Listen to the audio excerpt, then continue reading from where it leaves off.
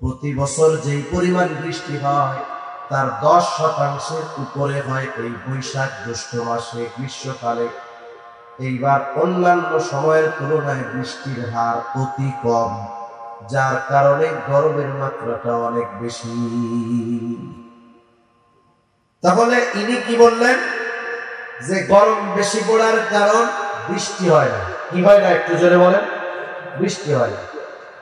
এই কারণটা যদি এবার আমরা কোরআন সুন্নাহর আলোকে একটু আলোচনা করি, বৃষ্টি না হওয়ার কারণ, বৃষ্টি না হওয়ার কারণ কি? স্বাভাবিক বিষয় বলে জলবায়ুর পরিবর্তনের কারণে বৃষ্টি হয় না। জলবায়ুর পরিবর্তন এটা কেমনে হয়? আল্লাহ তাআলা প্রত্যেকটা জিনিসের একটা গতিপথ নির্ধারণ করে দিয়েছেন। আপনাদের জানা থাকতে পারে এই মেঘেরও একটা গতি আছে, চলার গতি। ওই মেঘ কোন সময় কোন জায়গায় পৌঁছাবে, কোন এলাকায় বৃষ্টি হবে, আল্লাহ তাআলা এর স্বাভাবিক একটা নিজাম, নিয়ম নীতি আল্লাহ তাআলা করে দিয়েছেন। এই জন্য একটা সময় দেখা যাইতো যথা সময় বৃষ্টি হইতো, অন্যান্য সময়গুলোতে স্বাভাবিক বৃষ্টির সময় নয় এমন সময়গুলোতে সাধারণ বৃষ্টি হইতো না। জলবায়ুর পরিবর্তন কেন হলো? এই যে আবহাওয়ার পরিবর্তন কেন হলো? এটাও দুইটা কারণ সামনে আসতে পারে। এক নাম্বার কারণ এটা হলো শরীয়তের দৃষ্টিতে, আর একটা হলো মনুষ্য সৃষ্ট কিছু কারণ। আগে আসেন এই জলবায়ু আবহাওয়ার পরিবর্তন মনুষ্য সৃষ্ট কারণ, আর দ্বিতীয় হলো শরীয়তের দৃষ্টিতে বৃষ্টি না হওয়ার কারণ। শরীয়তের দৃষ্টিতে বৃষ্টি না হওয়ার কারণটাই প্রথমে আমরা বলি, এতে সুবিধা হবে। প্রথমত বুঝতে হবে বৃষ্টি হলো আল্লাহ তাআলার পক্ষ থেকে আমাদের জন্য নিয়ামত। কি জোরে বলেন? কারণ এই বৃষ্টির মাধ্যমে আল্লাহ তাআলা জমিনের মধ্যে ফসল উৎপাদন করেন। বৃষ্টি তো এমন একটা নিয়ামত, যেই নিয়ামতের অপেক্ষায় ওই মক্কার মুশরিকেরাও থাকতো যে বৃষ্টি আল্লাহ তাআলা দিবেন। আল্লাহ তাআলা কোরআনুল কারীমের মধ্যে জানায় দেন, নবীজিকে উদ্দেশ্য করে আল্লাহ তাআলা বলেন, ওয়ালা ইন সাআলতাহুম মান খালাকাস সামাওয়াতি ওয়াল আরদা লায়াকুলুন্নাল্লাহ। আপনি যদি মক্কার মুশরিকদেরকে জিজ্ঞাসা করেন আসমান জমিনের স্রষ্টাকে, জবাবে তারা কি বলবে? আল্লাহ তাআলা বলেন লায়াকুলুন্নাল্লাহ, অবশ্যই অবশ্যই তারা বলবে আসমান জমিনের স্রষ্টা হলেন আল্লাহ। এরপরে আল্লাহ তাআলা বলেন, ওয়ালা ইন সাআলতাহুম মান নাযালা মিনাস সামাই মাআন ফাআহইয়া বিহিল আরদ বা'দা মাউতিহা লায়াকুলুন্নাল্লাহ। আপনি যদি মক্কার মুশরিকদেরকে জিজ্ঞাসা করেন মান নাযালা মিনাস সামাই মা, কে আসমান হতে পানি বর্ষণ করে, শুধু তাই না ওই বর্ষিত পানির দ্বারা কে মৃত জমিনকে পুনরায় পুনরুজ্জীবিত করে। অর্থাৎ ফসল চাষাবাদের অনুপযুক্ত জমিনটাকে বৃষ্টির পানির মাধ্যমে কে ফসল উৎপাদনের উপযুক্ত করে তোলে। মক্কার মুশরিকদেরকে যদি এই প্রশ্ন করা হয়, তারা তাদের দেবদেবীদের কথা বলবে না, কি বলবে? আল্লাহ তাআলা দুইটা তাকিদ যোগ করে বলেন লায়াকুলুন্নাল্লাহ, অবশ্যই অবশ্যই তারা বলবে আসমান হতে পানি বর্ষণ করেন আল্লাহ, এই পানির দ্বারা মৃত জমিনকে পুনরুজ্জীবিত করেন আল্লাহ। তাহলে এই বৃষ্টি এমন এক নিয়ামত, কাফেররা পর্যন্ত জানে যে এই বৃষ্টি দেওয়ার মালিক কে। আল্লাহ তাআলা কোরআনুল কারীমের মধ্যে এই জন্য বলেন, আল্লাযী জাআলা লাকুমুল আরদা ফিরাশান ওয়াস সামাআ বিনাআ ওয়া আনজালা মিনাস সামাই মাআন ফাআহইয়া বিহিল আরদ। আল্লাহ রাব্বুল আলামিন বলেন, আল্লাযী জাআলা লাকুমুল আরদা ফিরাশা, আমি জমিনকে তোমাদের জন্য বিছানা স্বরূপ বানিয়েছি। এরপর আল্লাহ তাআলা বলেন ওয়াস সামাআ বিনাআ, আর আসমানকে বানিয়েছি ইসরাদ স্বরূপ। এরপরে আল্লাহ তাআলা বলেন فأخرج به من الثمرات رزقا لكم। আল্লাহ রাব্বুল আলামিন বলেন وأنزل من السماء ماء فأخرج به من الثمرات رزقا لكم فلا تجعلوا لله أندادا وأنتم تعلمون। আল্লাহ তাআলা বলেন وأنزل من السماء ماء।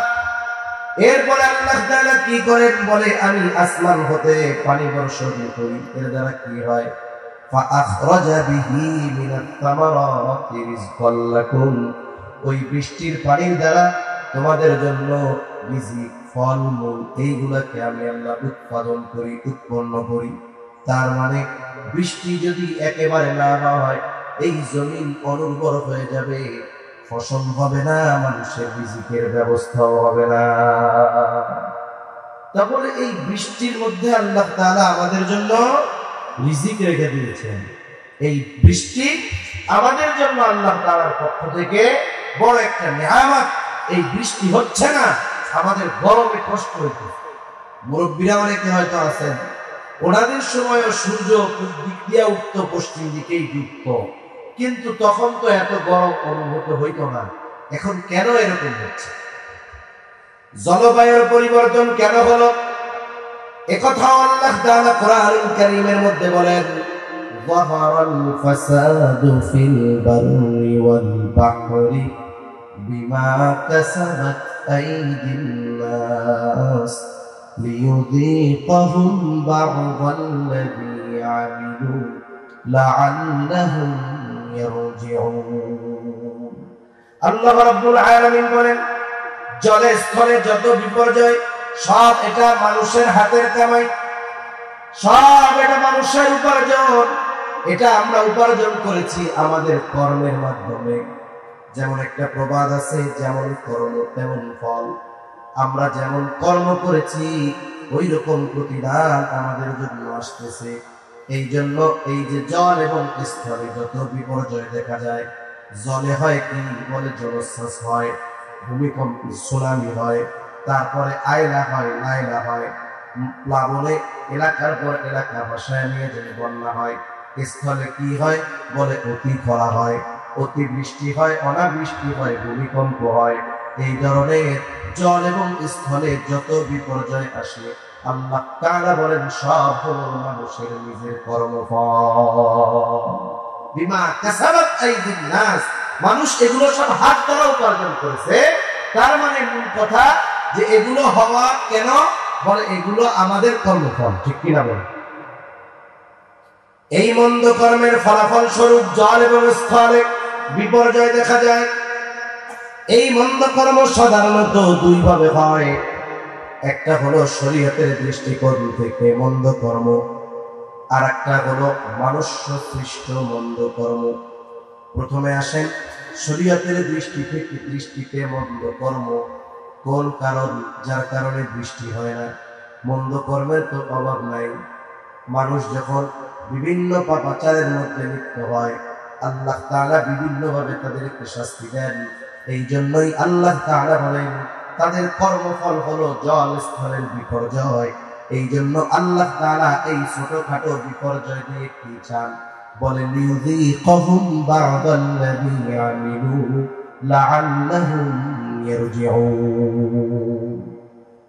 আমরা যে পাপাচারের মধ্যে লিপ্ত হইতেছি আল্লাহ তাআলা সতর্কতা স্বরূপ জল স্থলে কিছু বিপর্যয় দিয়ে আমাদেরকে একটু কষ্ট আস্বাদন করান। কেন বলে লাআল্লাহুম ইয়ারজিউন, যাতে করে এরা প্রত্যাবর্তন করে তথা আল্লাহর দিকে এরা ফিরে যায়। কিন্তু আফসোসের ব্যাপার, সমাজের মধ্যে, দেশের মধ্যে, জাতির মধ্যে যত এই ধরনের বিপর্যয় আসে দেখা যায় মানুষের আরো অবাধ্যতার মাত্রা বাড়ে, ঠিক কিনা বলেন? যেমন করোনাকালীন সময় চিন্তা করে দেখেন মানুষ কত প্রচন্ড ভয়ের ভিতরে ছিল, চিন্তার ভিতরে ছিল।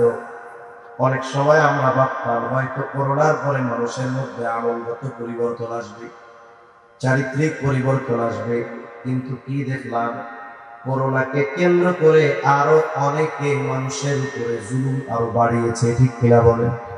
করোনাকে ব্যবহার করে ওলামায়ে কেরামকে জেলখানায় আটকানো হয়েছে, কত ধরনের ষড়যন্ত্র চক্রান্ত করা হয়েছে। করোনা যাওয়ার পরে আমরা কি দেখলাম? মানুষের আখলাকের উন্নতি কোথায়? আরো করোনার পরে আমরা দেখতে পেরেছি মানুষের আরো অনেক বেশি চারিত্রিক অধঃপতন ঘটেছে। পরিবর্তনের চাইতে বিপরীত হয়েছে। আল্লাহ তাআলা শাস্তি দিলেন কেন? বলে জলস্থলের বিপর্যয় দিছি এই জন্য, এটা তো তোমাদের আমলের কর্মফল, যাতে তোমরা আমি আল্লাহর দিকে ফিরে আসো, এই জন্য এগুলো দিলাম। উল্টা আমরা আরো কি করতেছি? আরো অপরাধের মাত্রা বাড়ায় দিচ্ছি।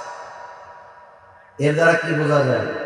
আমরা যদি পরিবর্তন না হই, দিন যাবে, আমাদের যত অবনতি হবে, আল্লাহ তাআলা তত কঠোর কঠোর শাস্তি একের পর এক আমাদের দেবে, ঠিক কিনা? তাহলে এক নাম্বার হলো শরীয়তের দৃষ্টিতে মন্দ কাজ। অনেক মন্দ কাজের কথা বলা যাবে, এর মধ্যে একটা দুইটার কথা বলি। নবীজি হাদিসের মধ্যে বলেন, যখন মানুষ ওজনে কম দেওয়া শুরু করবে, পরিমাপে কম দেওয়া শুরু করবে, নেওয়ার সময় ঠিক বুঝে নিবে, দেওয়ার সময় কম দিবে, আল্লাহ তাআলা এই সময় দুর্ভিক্ষ দিবেন, মহামারী দিবেন, বড় বড় শাস্তি আল্লাহ তাআলা পাঠাবেন। সাথে সাথে এরপরে নবীজি বলেন, মানুষ যখন যাকাত দেওয়া বন্ধ করে দিবে, আল্লাহ তাআলা তখন বৃষ্টি দেওয়া বন্ধ করে দিবে। মনে রাখতে হবে, বৃষ্টি হইলেই যে নিয়ামত হবে তা। অনেক সময় যেই সময়ের বৃষ্টির দরকার নাই, ওই সময় যদি বৃষ্টি হয়, দেখা যাবে উপকারের চাইতে ক্ষতি হচ্ছে বেশি। আবার যদি অতিবৃষ্টি হয়, দেখা যাবে ক্ষতি হচ্ছে বেশি। অনেক জায়গায় তো বৃষ্টি এক দুই দিন হওয়ার পরে দেখা যায় মুহূর্তের ভিতরে বন্যা হয়ে যায়, হয় কি হয় না? এই বৃষ্টিতে উপকার হলো না। এর দ্বারা উদ্দেশ্য হলো আল্লাহ তাআলা বান্দার জন্য উপকার, যেই বৃষ্টি আল্লাহ তাআলা এটা বন্ধ করবে। সাথে সাথে নবীজি বলেন, যদি এই পশু পাখি চতুষ্পদ জানোয়ার না থাকতো, আল্লাহ তাআলা কখনোই বৃষ্টি দিতেন না। এই জন্য আমাদের পাপের কারণেই মূলত বৃষ্টি বন্ধ, আমাদের পাপের কারণেই মূলত অতি গরম, আমাদের পাপের কারণেই অনাবৃষ্টি। এখন যদি আমরা মন্দ কাজগুলো ছেড়ে দেই, আশা করা যায় আল্লাহ তাআলা যথারীতি যথা সময়ে আবার আল্লাহ তাআলা বৃষ্টি দিবে। আমরা যদি আল্লাহর পথে না আসি, আমরা যদি মুত্তাকি না হই, খোদাভীরুতা অর্জন করে গুনাহ থেকে যদি না বাঁচি, তাহলে আল্লাহ তাআলা আমাদের জন্য বরকত রহমতের দুয়ার খুলবে না। যেমন আল্লাহ তাআলা এক জায়গায় বলেন, ওয়ালাউ আন্না আহলাল কুরা আমানু ওয়াত্তাকু লাফাতাহনা আলাইহিম বারাকাতিন মিনাস সামাই ওয়াল আরদ। আল্লাহ তাআলা ঘোষণা দিয়ে জানায় দেন, আমরা যদি ঈমান আনতে পারি, আমরা যদি খোদাভীরুতা অর্জন করতে পারি, মুত্তাকি হতে পারি, তথা গুনাহ পাপাচার ছাড়তে পারি, পাপ যদি ছেড়ে দিতে পারি, প্রকৃত ঈমানদার যদি হতে পারি, আল্লাহ তাআলা বলেন, লাফাতাহনা আলাইহিম বারাকাতিন মিনাস সামাই ওয়াল আরদ। তাহলে আল্লাহ রাব্বুল আলামিন আমাদের জন্য আসমান এবং জমিনের বরকতের দরজা সমূহ খুলে দিবে। আকাশ থেকে যথা সময়ে বৃষ্টি হবে, জমিন থেকে যথাযথভাবে ফসল উৎপন্ন হবে। কিন্তু বাস্তবতা কি? আমাদের ঈমানের কমজোরি, আমাদের তাকওয়া খোদাভীরুতা নাই বললে চলে, ঠিক কিনা বলেন? তাহলে মন্দ কাজ দুই ভাবে হয়, একটা হলো শরীয়তের দৃষ্টিতে মন্দ কাজ, আর একটা হলো মানুষ সৃষ্ট মন্দ কাজ। এটাকেও শরীয়ত অপছন্দ করে। যে কারণগুলো পরিবেশ বিজ্ঞানীরা বলতেছে যে বৃষ্টি না হওয়ার অন্যতম প্রধান কারণ হলো গ্রিন হাউস গ্যাস বেড়ে যাওয়া। এখন গ্রিন হাউস গ্যাস আবার কাকে বলে? আল্লাহ তাআলার সৃষ্টি কৌশল সম্পর্কে আমাদের জানার দরকার। আল্লাহ তাআলার নিজাম বড় সুন্দর।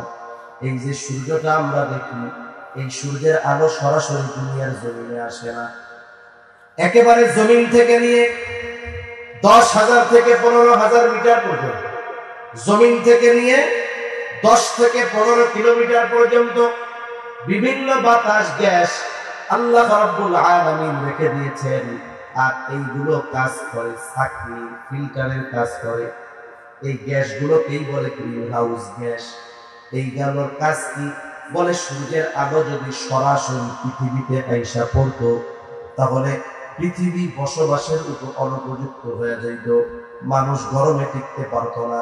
সূর্যের আলোর যেই বেগুনি রশ্মি ওটা যখন গায়ে পড়তো মানুষের জন্য ক্ষতির কারণ হয়ে দাঁড়াইতো।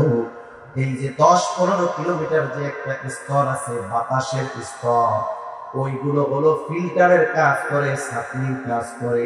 ওইগুলো ভেদ করে যখন সূর্যের আলো আমাদের কাছে পৌঁছায়, সূর্যের আলোটা ফিল্টারিং হয়ে যায়।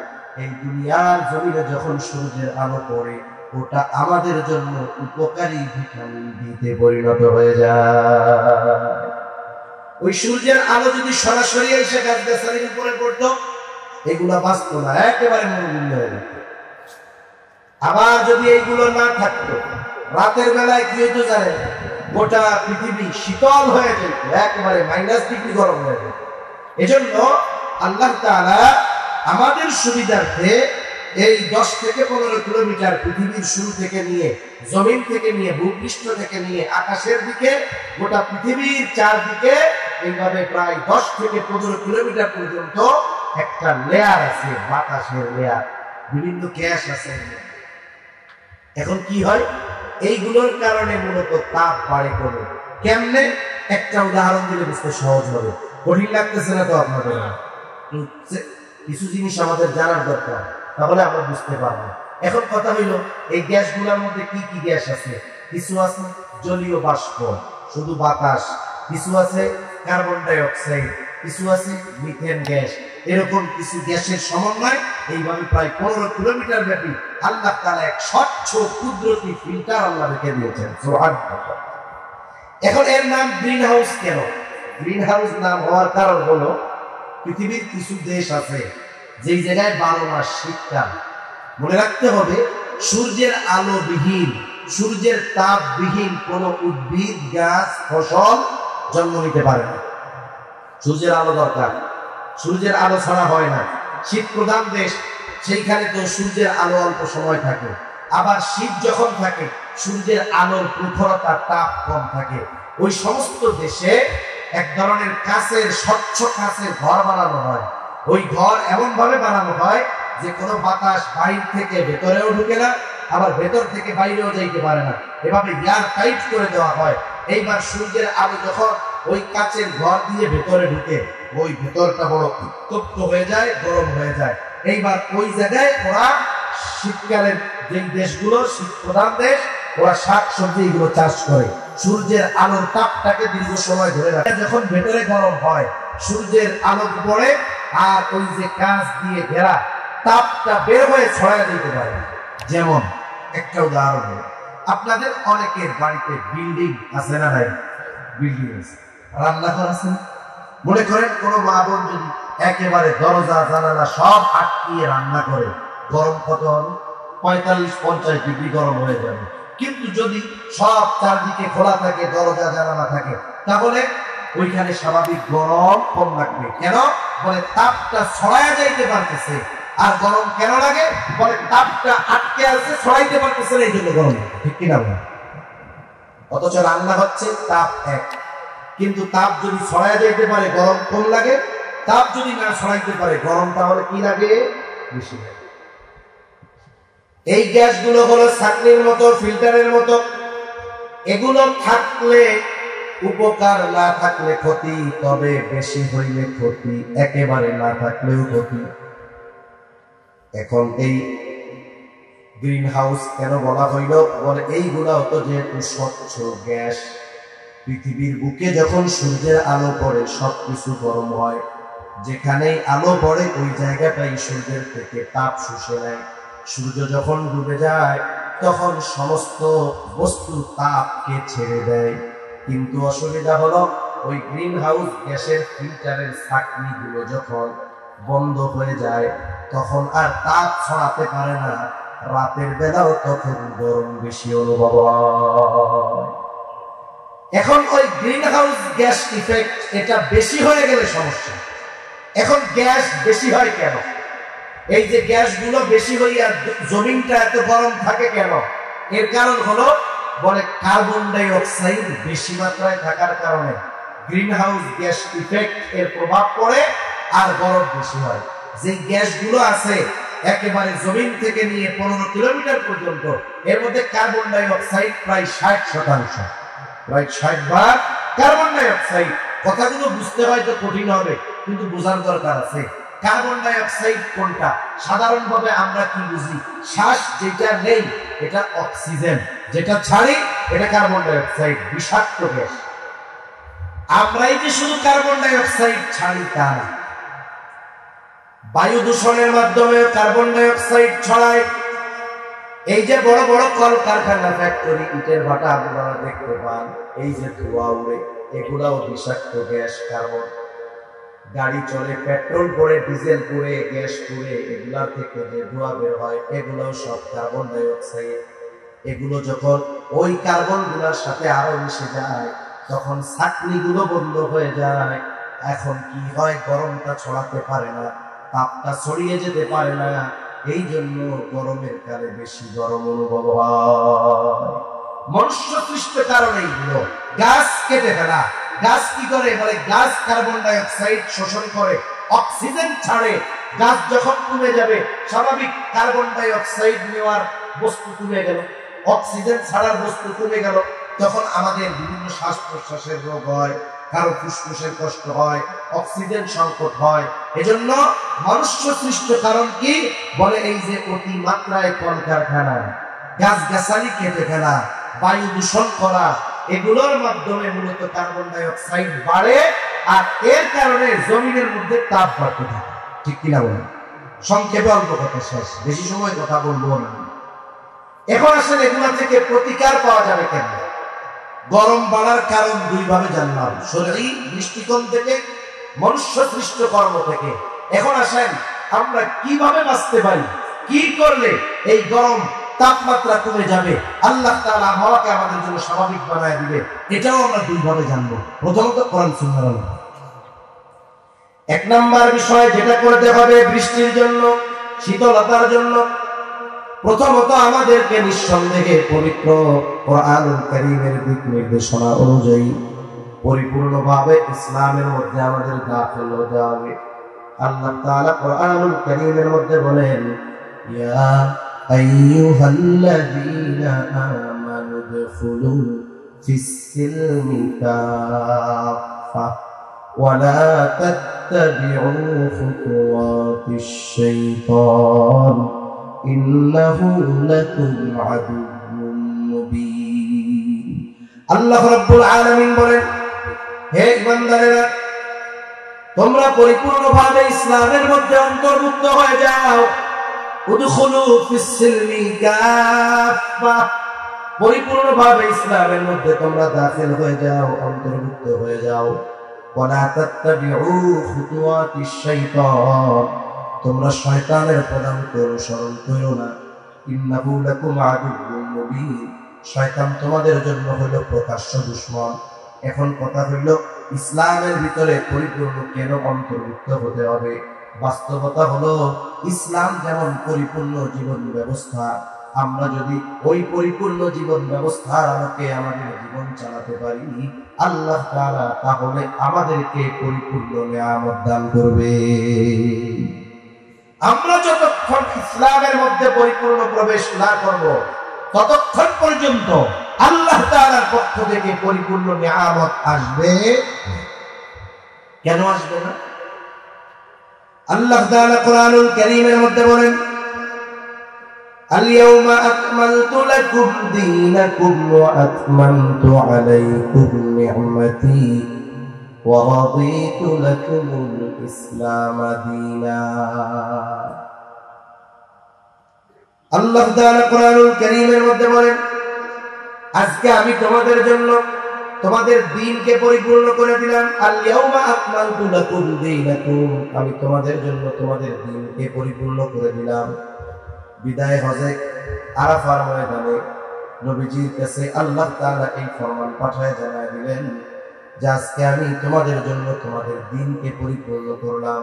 আল-ইয়াওমা আকমালতু লাকুম দীনাকুম, শুধু দ্বীন পরিপূর্ণ করলাম তা নয়, ওয়া আতমামতু আলাইকুম নি'মাতি, আমি তোমাদের জন্য আমার নিয়ামত সমূহ পরিপূর্ণ করে দিলাম। এইখানেই মূল কথাটা। দ্বীন শব্দের অর্থ হলো জীবন ব্যবস্থা। তার মানে আমরা কিভাবে আমাদের এই গোটা হায়াত পরিচালনা করব, এই ব্যাপারে আল্লাহ তাআলার পক্ষ থেকে পূর্ণ নির্দেশনা আছে। আমাদের জীবন ব্যবস্থা পরিচালনার জন্য যা দরকার সব পরিপূর্ণ। আর যখন ওই পরিপূর্ণ জীবন ব্যবস্থা আমরা মেনে নিব, পরিপূর্ণভাবে যখন ইসলাম আমরা মেনে নিব, কারণ আমাদের জন্য দ্বীন হলো ইসলাম, ইসলাম দীনা, আর ইসলামকে তোমাদের জন্য দ্বীন হিসাবে মনোনীত করলাম। তার মানে আমাদের জীবন ব্যবস্থায় যখন পরিপূর্ণভাবে ইসলাম থাকবে, আমরা যখন পরিপূর্ণভাবে ইসলামের উপরে চলব, আল্লাহ তাআলা পরিপূর্ণ নিয়ামত আমাদেরকে দান করবে। আল্লাহ তাআলা নিয়ামত পরিপূর্ণভাবে লাভ করার পূর্ব শর্ত হলো পরিপূর্ণভাবে ইসলামের মধ্যে অন্তর্ভুক্ত হওয়া, পরিপূর্ণভাবে দ্বীন মেনে চলা। তাহলেই আল্লাহ তাআলার পরিপূর্ণ নিয়ামত পাওয়া যাবে, নাইলে জীবনেও পাওয়া যাবে। কারণ আল্লাহ তাআলা দ্বীন পরিপূর্ণ করার ঘোষণার পরে নিয়ামত পরিপূর্ণতার ঘোষণা দিয়েছেন। এর দ্বারা বোঝা যায় এটা যে যেই প্রকৃত দ্বীন মেনে চলবে, পরিপূর্ণ দ্বীন মানবে, আল্লাহ তাআলা তাকেই পরিপূর্ণ নিয়ামত প্রদান করবে। ঠিক কিনা বলেন? তাহলে আমরা যে আল্লাহর পক্ষ থেকে নিয়ামত বঞ্চিত হচ্ছি, এর কারণ কি? প্রথম কারণ পরিপূর্ণ ইসলামের মধ্যে দাখিল না হওয়া। দেখা যাবে আমরা ইসলাম বলতে, দ্বীন বলতে বুঝি 5 ওয়াক্ত নামাজ পড়লাম, হজ ফরজ হইছে হজ করলাম, যাকাত ফরজ হইছে যাকাত দিলাম, শেষ। আমাদের কারো দ্বীন আছে মসজিদের মধ্যে, ঘরের মধ্যে ইসলাম নাই, দ্বীন নাই। অথচ জীবনের প্রতিটা পদক্ষেপে ইসলাম আছে, দ্বীন আছে, এটা মানতেই হবে। ইসলাম কেমনে পথ চলতে হবে এটাও বলে দিয়েছে, ইসলাম কেমনে ঘুমাতে হবে সেটাও বলে দিয়েছে, ঘুমানোর সময় লাইটটা বন্ধ করে ঘুমাতে হবে এটাও ইসলাম বলে দিয়েছে, ব্যবসা কেমনে করতে হবে ইসলাম বলে দিয়েছে, একজনের হকের ব্যাপারে আমার করণীয় কি ইসলাম বলে দিয়েছে। জীবনের এমন কোনো দিক নাই যে এই জায়গায় ইসলামের দিক নির্দেশনা নাই। তাহলে আমরা পরিপূর্ণ ইসলাম মানি না, এই জন্য আল্লাহ তাআলা আমাদেরকে পরিপূর্ণ নিয়ামত দেন না। এইরকম মাঝে মধ্যে অতি গরম জলশ্বাস, আয়লা লাইলা সিডর দিয়া আমাদেরকে কিছু শাস্তি আস্বাদন করান। কেন? বলে এরা যেন বুঝা আমার দিকে ঘিরে আসে, কিন্তু আফসোস আমরা তা বুঝি না, আমাদের আরো অপরাধের মাত্রা বাড়ে। তাহলে আমরা যদি শীতল আবহাওয়া চাই, আল্লাহ তাআলার পক্ষ থেকে বৃষ্টি নামক নিয়ামত যথা সময়ে যথাযথ পরিমাণ চাই, 1 নাম্বার আমাদেরকে পরিপূর্ণ ইসলামের মধ্যে দাখিল হতে হবে।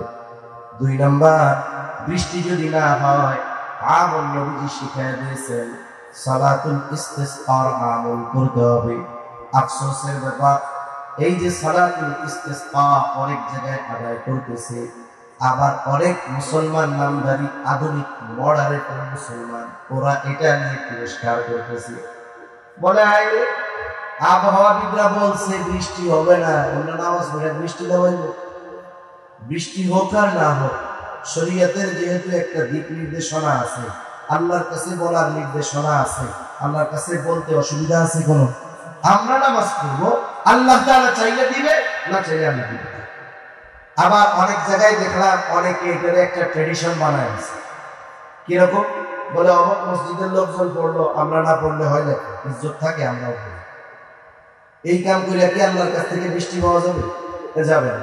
এক জায়গায় একজন আলেম খুব দুঃখ করে বলতেছে, বলেন যে হুজুর, আমরা এক জায়গায় সালাতুল ইস্তিসকার আয়োজন করেছি, এলাকার সব ওলামায়ে কেরাম, আশেপাশের সবাইকে দাওয়াত দিয়েছি, বড় একটা গ্রুপ ওলামায়ে কেরামের মানুষ যারা দিনদার মানুষ, এরা বলতেছে আরে নামাজ পড়ে কি হইব, বৃষ্টি নামবো নি, আবহাওয়া অফিসের থেকে এরকম কোনো দিক নির্দেশনা নাই। চিন্তা করে দেখেন, দিনদার মানুষগুলো, কিছু আলেম যদি আবহাওয়া অফিসের উপরে নির্ভর করে থাকে, তাহলে আল্লাহর উপরে নির্ভর ভরসা কেন হয়? ট্রেডিশন বানানো যাবে না, ইবাদত ইবাদতের মতো করতে হবে, যথাযথভাবে করতে হবে। দেখা যাবে সালাতুল ইস্তিসকার আয়োজন হয়েছে, ওই জায়গা সবাই গেছে, সুদ করে গেছে, ঘুষ করে গেছে, বাটপার গেছে, অন্যের হক মাইরা খাওয়া লোক গেছে কিন্তু গুনাহ করছে, কিন্তু তওবা কইরা যায় না। প্রথমত তো সকলকে খালেস ভাবে তওবা করতে হবে। বৃদ্ধ, শিশু, গবাদি পশুগুলারেও ওই রোদ্রের মধ্যে নিয়ে নামাজে দাঁড়ায় দিতে হবে।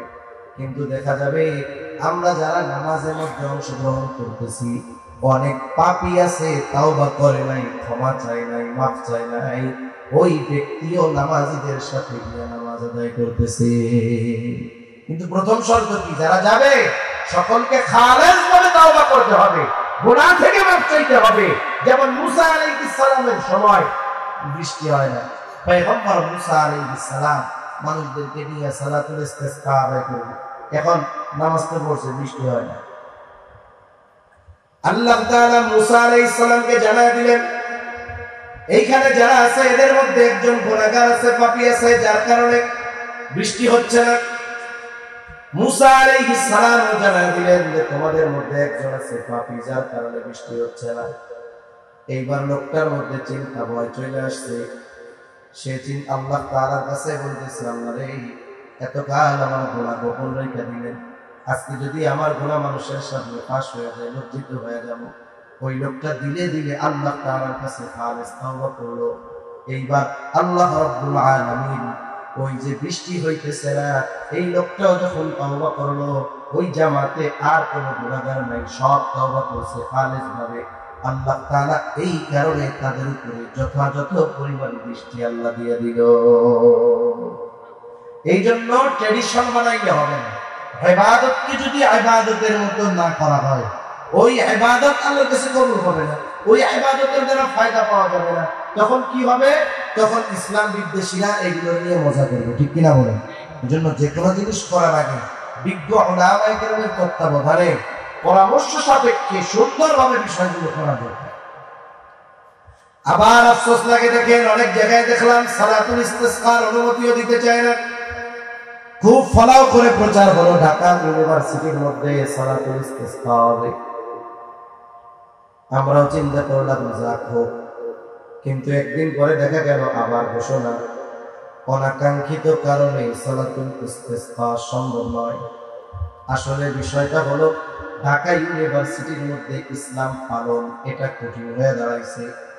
আমরা যদি শুধু এইটা মনে করি যে শুধু ঢাকা ইউনিভার্সিটির মধ্যে মনে হয় ইসলাম পালন কঠিন হচ্ছে, তা নয়। সময় গড়াতে দেন, একটা সময় দেখবেন এই 92% মুসলমানের দেশেও পরিপূর্ণভাবে ইসলাম মান্য করা হয়তো কঠিন হয়ে যাবে। এজন্য মুসলমানদের সচেষ্ট সতর্ক থাকার দরকার। আগামী প্রজন্মকে ইসলাম শূন্য করার এক গভীর ষড়যন্ত্র চলতেছে বিভিন্নভাবে। কত পদ্ধতিতে যে আসবে, কত পথ দিয়ে যে ষড়যন্ত্রগুলো আসবে, এই পথগুলো নির্ণয় করা আমাদের জন্য কঠিন হবে।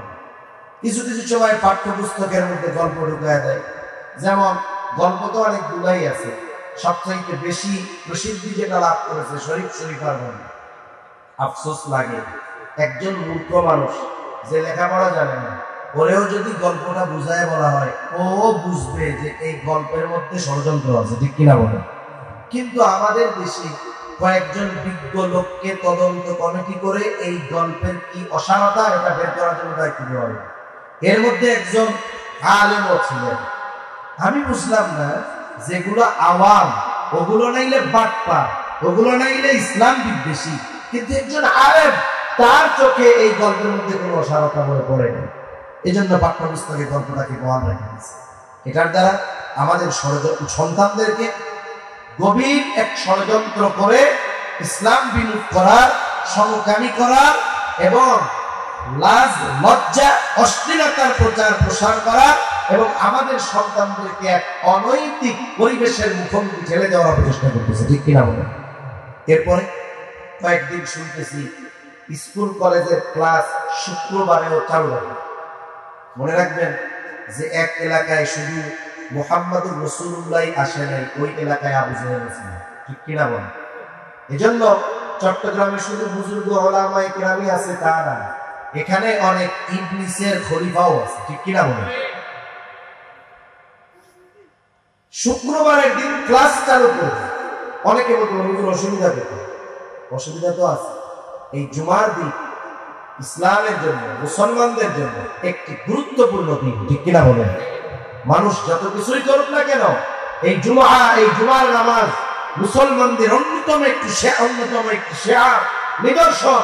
যেই মানুষটা শয়তানের ধোঁকায় পড়ে সারা বছর নামাজ পড়ে না, 5 ওয়াক্ত নামাজ পড়ে না, ওই লোকটাও জুমার দিন কমপক্ষে 2 রাকাত নামাজ পড়ার জন্য মসজিদে আসে, ঠিক কিনা বলেন? একটু আগে আসে খতিব সাহেব যে বয়ান দেন, কিছু দিনই কথা, দিক নির্দেশনামূলক কথা শুনে। শহরের মধ্যে বাবা তার ছেলেকে নিয়ে জুমার দিন আগে আগে মসজিদে আসে। এই যে সন্তানগুলো কমপক্ষে সপ্তাহে 1 দিন নামাজ পড়তে আসে, এটাও কিন্তু ইসলাম বিদ্বেষীদের ভালো লাগতেছে না। ওরা এই নামাজ বন্ধ করে দিতে চায়। আগামী প্রজন্ম এদেরকে মসজিদ বিমুখ যদি করতে পারে, অন্যান্য দিন তো সময় নাই, জুমার দিনটা আসতো, এই দিনটাও যদি বন্ধ করে দিতে পারে, আস্তে আস্তে এদেরকে ইসলাম বিদ্বেষী করে তোলা যাবে, এদের মধ্য থেকে ইসলামকে বের করে দেওয়া যাবে। এরা হয়তো মুরতাদ হবে, না হয় লিবারেল হবে, না হয় একেবারে একনিষ্ঠ সেকুলার হয়ে যাবে, ঠিক কিনা বলেন? জোর করা লাগবে না, চাপায়া দেওয়া লাগবে না। এই ধরনের এক একটা পদক্ষেপ গ্রহণ করে আমাদের আগামী প্রজন্মকে শেষ করে দেওয়ার অপচেষ্টা এই ইসকনের দালালগুলো করতেছে, ঠিক কিনা বলেন? এজন্য আমাদের সচেষ্ট সতর্ক হওয়া দরকার। প্রত্যেকটা মুসলমান যারা আল্লাহকে বিশ্বাস করে, নবীকে বিশ্বাস করে, এই সব মানুষগুলো একত্রিত হয়ে প্রতিবাদ করার দরকার। কে কোন দলে, কে কোন পীরের মুরিদ, এগুলো যদি কিছু কিছু সময় আমরা যাচাই বাছাই করি, তাহলে দেখা যাবে হাজারো দলে আমাদেরকে বিভক্ত করে সাইজ করে দিবে। আপনাদের জানা থাকতে পারে যে একটা সিংহ সে এক ঝাঁক ছাগল, গরু অথবা যে কোনো প্রাণীর উপরে হামলা করে না, সে প্রথমে কি করে? ওই এক দল থেকে যে কোনো একটাকে সে পৃথক করে। একসাথে যদি 50টা থাকে, ওরা যদি প্রতিবাদী হয়, সিংহ ভয়ে পালাবে। এজন্য সে প্রথমে কি করে? যে কোনো একটাকে আলাদা করে, এইবার যেটাকে আলাদা করে ওটাকেই সে টার্গেট করে। এজন্য মুসলমানদের মধ্যে ইউনিটি দরকার, ঐক্য দরকার। বৃহৎ স্বার্থ আছে কিছু জিনিস যেগুলো সামগ্রিক বিষয় ইসলামের, এই বিষয়গুলোর ব্যাপারে মুসলমানদের কমপক্ষে এক হওয়ার দরকার, এবং এগুলোর ব্যাপারে সর্বোচ্চ সচেষ্ট প্রত্যেকটা খতিবকে মসজিদ থেকে সাধারণ মুসল্লিদের করার দরকার। আর সাথে সাথে সাধারণ মুসলমান যারা, এরাও স্ব-উদ্যোগে প্রতিবাদী হওয়ার দরকার। যেমন আমি একটা কথা বলি, এই যে শরীফ শরীফার গল্প নিয়ে যে ষড়যন্ত্র, এগুলো আপনারা সবাই শুনছেন না? শুনেন নাই এরকম 2-1 আছেন? কেউ নাই, সবাই শুনছে। অথচ যারা শুনছে এদের সন্তানেরাই ওই বইগুলো পড়বে, ঠিক না? উচিত কি ছিল? ওলামায়ে কেরামের দায়িত্ব, তারা আপনাদেরকে সচেষ্ট করে দিল, সতর্ক করে দিল। তখন আপনাদের কি দায়িত্ব ছিল? আপনাদের এলাকার সবাই একত্রিত হয়ে, প্রত্যেক মহল্লা থেকে ছাত্রছাত্রীদের অভিভাবকরা একত্রিত হয়ে উচিত ছিল এই বিষয়গুলোর প্রতিবাদ করার। এই বাংলাদেশে যদি প্রত্যেকটা মুসলমান, প্রত্যেকটা স্কুলের স্টুডেন্টদের অভিভাবকরা যদি একদিনে প্রতিবাদ করত, তাহলে 1 মাসও লাগতো না, 1 সপ্তাহের মধ্যে এই বইগুলো পুনর্মুদ্রণ করে এই অসারতাগুলোকে দূর করা হতো, ঠিক কিনা বলে?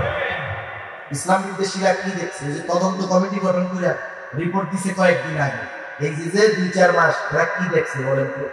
এই গল্পটা বিশ্লেষণ করতে কি 6 মাস লাগে নাকি? এ তো 6 মিনিটের কাজ, কিন্তু 3-4 মাস ওয়েট করছে কেন? এর পিছনে আপনারা বুঝেন নাই হয়তো। আমরা যে আপনাদের বলছি যে এই গল্পের মধ্যে অসারতা আছে, এই গল্পের মধ্যে এই আছে, আমরা যে বলছি এটা আপনাদের হৃদয় পর্যন্ত পৌঁছাইছে কিনা, এটা ওরা আগে পর্যবেক্ষণ করছে। যদি এই গল্প সব অভিভাবকরা প্রতিবাদ করতো, নিঃসন্দেহে এটা বাদ দিত, কিন্তু আমরা বলে রাখছি অভিভাবকরা চুপ, যেই সেই, ঠিক কিনা বলেন? কোন জায়গায় প্রতিবাদ হয়েছে? হয় নাই তো। তাহলে ওরা বুঝলো আমরা যেটা করার করি, হুজুররা বলার দরকার বলবে, পাবলিক যা করবে তাই মেনে নেবে। এটাই তো হয়েছে নাকি?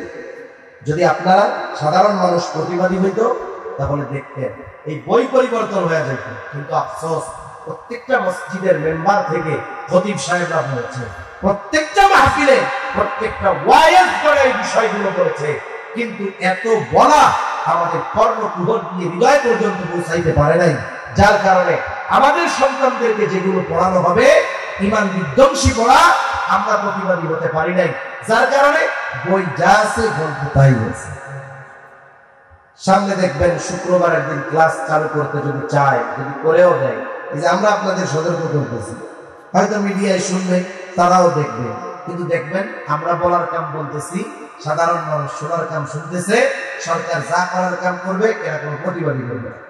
তাহলে বলেন, এভাবে যদি একের পর এক চলতে থাকে, আমরা যদি এগুলো মেনে নেই, চুপ করে থাকি, প্রতিবাদ না করি, প্রতিবাদ মুখর না হই, এক সময় আযান দেওয়া নামাজ পড়াও কঠিন হয়ে দাঁড়াবে, ঠিক কিনা বলেন?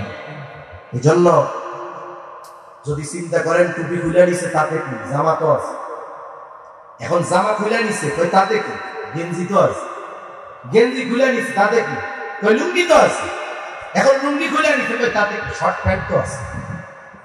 এরকম যদি চুপ করে থাকি, এক সময় কিছুই আর অবশিষ্ট থাকবে না। এজন্য আমাদের সর্বোচ্চ সতর্ক হওয়া দরকার। যে আলোচনা থেকে গেলাম, যে দেশের সর্বোচ্চ বিদ্যাপীঠ ঢাকা বিশ্ববিদ্যালয়, ওই জায়গায় সালাতুল ইস্তিসকার অনুমতি দেওয়া হয় না, অথচ এই বিশ্ববিদ্যালয়ের ইতিহাস কি জানেন? যখন স্যার সলিমুল্লাহ সহ এই পূর্ব বাংলার, পূর্ব পাকিস্তানের মানুষেরা একটা ইউনিভার্সিটি পাশ করাইল, তখন তো পাকিস্তান হয় নাই, পূর্ব বাংলা। বিশ্ববিদ্যালয়ে যখন পাশ হয়ে গেল, জায়গা দিছে একজন মুসলমান, স্যার সলিমুল্লাহ, নবাব সলিমুল্লাহর জায়গায় সেই ইউনিভার্সিটি। আমরা যাকে বিশ্বকবি রবীন্দ্রনাথ বলি, বিশ্বকবি, সে টিটকারি করে বলে চাষার পোলাপানের আবার পড়ালেখা কিসে, চাষার ছেলেদের আবার ইউনিভার্সিটি, বিশ্ববিদ্যালয় হয়ে গেছে। টিটকারি করে নাম দিছে কি জানেন? এটা হলো মক্কা ইউনিভার্সিটি। কারণ কি, এখানে যারা পড়বে মুসলমানের সন্তানেরা পড়বে, এই জন্য টিটকারি করে দিছে মক্কা ইউনিভার্সিটি নাম। আর কি বলে, এরা তো চাষা, ওরা জমিদার ছিল, মুসলমানদের উপরে জুলুম করতো, মুসলমানরা চাষ করতো, ওদেরকে খাজনা দেওয়া লাগতো, এই জন্য মুসলমানদের নাম দিছে চাষা। চাষার গুলাবো আবার বিশ্ববিদ্যালয়। অথচ দেখেন, যারা এই বিশ্ববিদ্যালয় নিয়ে টিটকারি করেছে, যারা এটাকে টিটকারি করে মক্কা ইউনিভার্সিটি বলেছে, যারা এটাকে মুসলমানদের ইউনিভার্সিটি বলেছে, অথচ এই জায়গা মুসলমান দিয়েছে, অথচ এই জায়গাতে ইফতার করতে বাধা, এই জায়গাতে নামাজ পড়তে বাধা। এটা আফসোসের ব্যাপার, ঠিক কিনা বলে? এটা আমাদের জন্য দুর্ভাগ্য, এটা আমাদের দুর্বলতা। আমরা শুধু সংখ্যায় ৯২% আছি, কাগজে কলমে, বাস্তবে কিচ্ছু নেই, ঠিক কিনা বলে? এটাই বাস্তবতা। এরপরে কি করণীয়? ১ নাম্বার বললাম, পরিপূর্ণ ইসলামের মধ্যে দাখিল হইতে হবে। ২ নাম্বার, যেহেতু শরীয়তের নির্দেশনা সালাতুল ইস্তিসকা, এটা আদায় করতে হবে, তবে যথাযথ পদ্ধতিতে, যথাযথ নিয়মে। ৩ নাম্বার, যে কাজটা বেশি বেশি করতে হবে, ইস্তিগফারের আমল বেশি বেশি করতে হবে। কারণ গুনার কারণেই তো আমাদের উপরে এই কষ্ট, এই শাস্তি।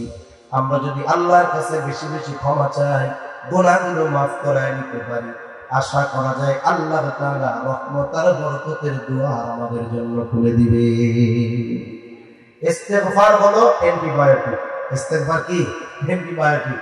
যে কোনো স্বাভাবিক রোগ যখন হয়, যেমন জ্বর হইলে ওষুধ কি দেয়? প্রথমে সাধারণ নাপা দেয়, এরপরে নাপা এক্সট্রা দেয়, তাই না? এখন ১ সপ্তাহ ধরে নাপা এক্সট্রা খায়, জ্বর যায় না। ডাক্তার কি বলে? এটা হলো ভাইরাস জ্বর, এটা নাপায় যাবে না, এটা কি খেতে হবে? বলে অ্যান্টিবায়োটিক খেতে হবে। খাবারের যত ঔষধ আছে, সব ঔষধের লাস্ট স্টেজ হলো অ্যান্টিবায়োটিক। দেখবেন আপনার এখানে কাইটা গেছে, ঘা পাচড়া হয়েছে, ডাক্তার বলে ভাই অ্যান্টিবায়োটিক খেতে হবে, নাইলে এখানে ইনফেকশন হইতে পারে, ঠিক কিনা বলেন? ব্যথা যায় না, ভাই ব্যথার মধ্যে যেহেতু কাজ হইতেছে না, অ্যান্টিবায়োটিক খেতে হবে। তাহলে অ্যান্টিবায়োটিক হলো সব রোগের খাবারের যে ওষুধ, এর সর্বশেষ ট্রিটমেন্ট হলো অ্যান্টিবায়োটিক। এইটা সব রোগে কাজে লাগে। অ্যান্টিবায়োটিক সব রোগে কি লাগে? কাজে লাগে। ইস্তিগফার হলো এমন এক মহা ওষুধ, অ্যান্টিবায়োটিক, এটা সব বিষয়ে কাজে লাগে। এই জন্য হযরত নূহ আলাইহিস সালাম তার উম্মতদেরকে বলতেছে, ফাকুল তুস্তাগফিরু রাব্বাকুম ইন্নাহু কানা গফফারা ইউরসিলিস সামাআ আলাইকুম মিদরারা ওয়া ইউমদিদকুম বিআমওয়ালিন ওয়া বানিনা ওয়া ইয়াজআল লাকুম জান্নাতিন ওয়া ইয়াজআল লাকুম আনহারা। আল্লাহ রাব্বুল আলামিন আমাদেরকে জানায় দিলেন এই ঘটনা কেন। তার মানে নূহ আলাইহিস সালামের উম্মতেরা ইস্তিগফার করলেই যে ওই ফজিলতগুলো অর্জন করতে পারবে তা নয়, আমরাও পারব। এখন ইস্তিগফার পাঠ করলে কি হবে?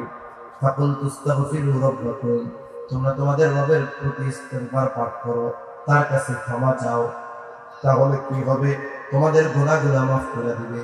কেন বলে ইন্নাহু কানা গফফারা, তিনি বলেন অতিশয় ক্ষমাশীল, মাফ করে দিবে। ইস্তিগফার করলে এক নাম্বারটা গুনাহ মাফ হয়। গুনাহ মাফ হইলে আল্লাহ কি করে? হাদিসের মধ্যে আসছে আল্লাহ যখন বান্দার উপরে খুশি হয় কি করে? যেগুলো করে তার মধ্যে একটা হলো আল্লাহ তখন বৃষ্টি দেয়। সুবহানাল্লাহ। আল্লাহ তাআলা এরপরে বলেন ইউরসিলিস সামাআ আলাইকুম মিদরারা, আল্লাহ তাআলা আসমান হতে বাড়ি বর্ষণ করবে।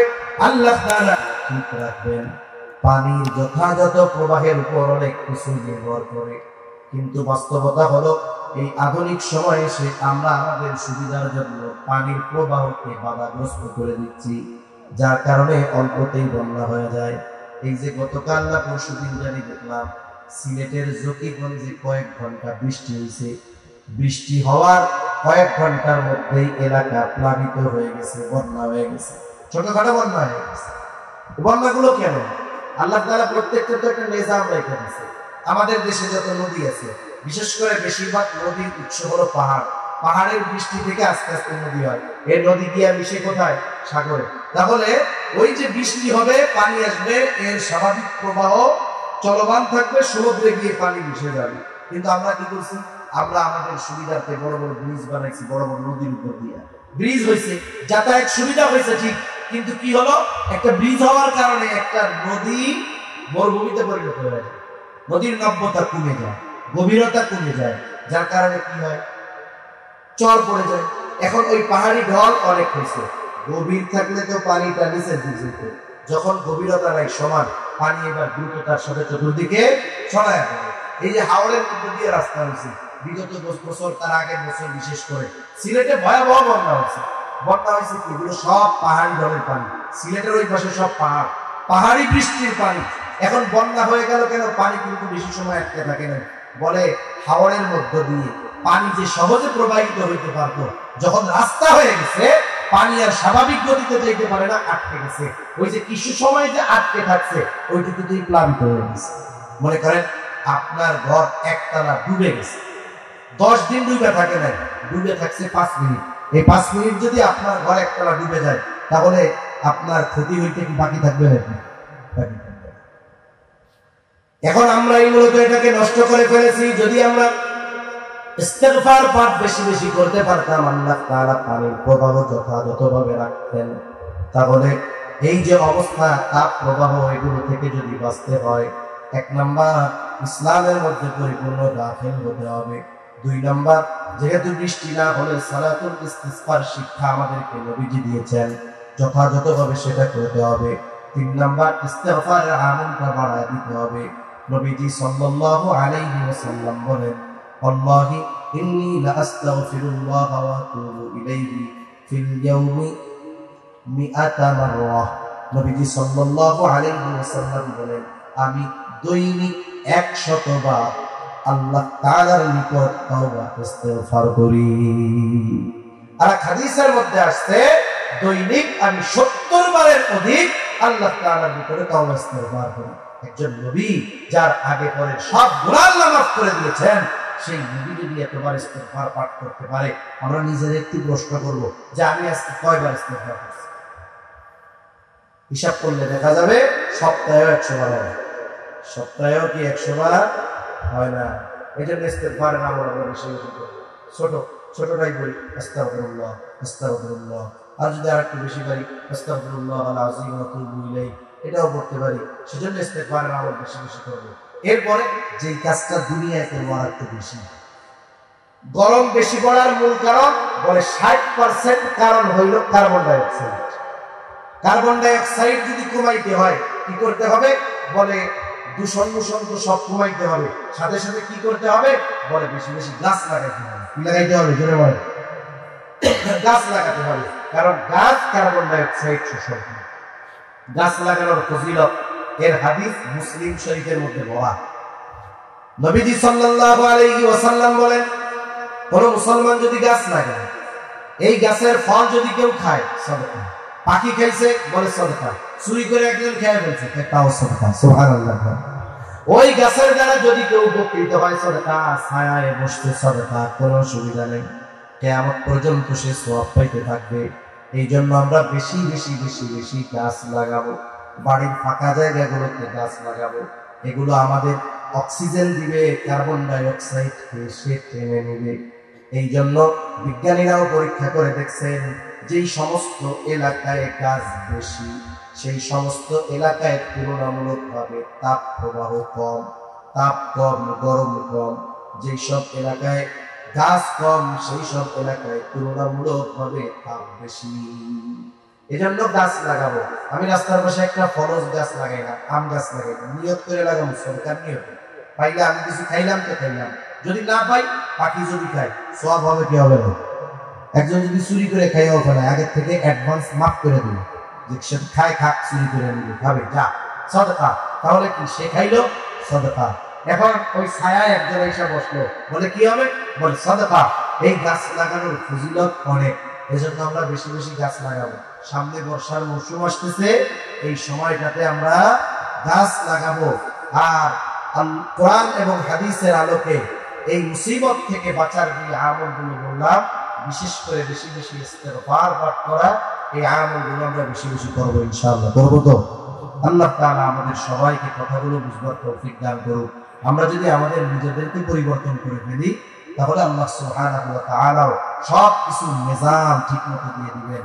আবার দেখবেন যে পৃথিবী শীতল হয়ে গেছে, জমিনটা উর্বর হয়ে গেছে, নিয়ামত বরকত দিয়ে আল্লাহ তাআলা ভরপুর করে দিবেন। আল্লাহ সুবহানাহু ওয়া তাআলা আমাদের সবাইকে কথাগুলো বুঝবার, আমলের কথাগুলো আমল করবার তৌফিক দান করেন। সকলে বলি আমিন। ওয়া আখিরু দাওয়ানা আলহামদুলিল্লাহি রাব্বিল আলামিন। আসসালামু আলাইকুম ওয়া রাহমাতুল্লাহি ওয়া বারাকাতুহু।